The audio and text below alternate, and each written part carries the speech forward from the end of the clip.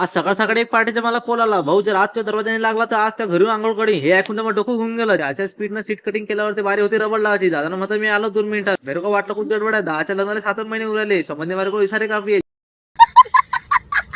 जाऊ दे, हातात चाकू घेऊन मी सुरू झालो. तेवढा पप्पा दुकानात आले. पप्पाचा एकच नियम असतो, पहिले देवपूजा फिर काम तुझ्या. पप्पाने मला म्हटलं बरोबर काम कर, नाही साला ते पगार काढून टाकी. मी म्हटलं बरं काही विषय नाही. 5 मिनिटाच्या अंदर तर आपला दरवाजा बनवून रेडी झाला. पप्पाला म्हटलं चला भाऊ फिटिंग करू. पप्पा तिकडून छू म्हणता झाले. पप्पाला पायासाठी मी बाहेर गेलो. बाहेर तर आपले कुत्रे शक्तिपान खेळले ते. एवढं दादा प्रकट झाला. दादाला म्हटलं चाल फटाफट याचा दरवाजा फिट करून येऊ. रिक्षाचे 2 पैसे वाजा चक्कर मध्ये आम्ही दरवाजा आमच्या उरावर घेतला. कारण की हा हे वाक्य माझ्या दिमाग मध्ये हमेशा असतं, आज कमाएगा तो कल बेटे खाएगा. दादा डोकं तिकडे साईवर टाकून मी निघून गेलो. कारण की मला जाणं होतं बाहेर गावले. पप्पाची आय भुसावर बसून आम्ही निघून गेलो बाहेर गावले. मेरे को वाटला मोसम एकदम चांगला आहे, पण देवाला माझी खुशी पाहायला नाही गेले. देवानं सुरू करून दिला धडधड पाऊस. पप्पाला म्हटलं पप्पा फटाफट रेनकोट घालून घ्या, आपलं काही खरं नाही. 360च्या स्पीडनं आपण फॅक्टरीवर पोहोचलो. पुरा फॅक्टरीच्या माल ऑफिस मध्ये बसून आरामची एसीची हवा खवरालता.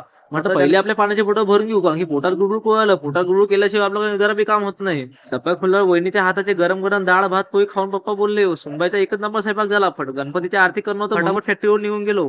पण आपला रिमझिम पाऊस तर कधी कधी कमी व्हायचं नाव घेत नाही. फटाफट रेनकोट घालून आम्ही घराकडे निघालो. 360च्या स्पीडनं आम्ही घरी आलो. गणपतीची आरती केली. आरती झाल्यावर वहिनीचा एकच नंबर गरबा पाहायला भेटला आपल्याला. बाबाराव गणपतराव आपटे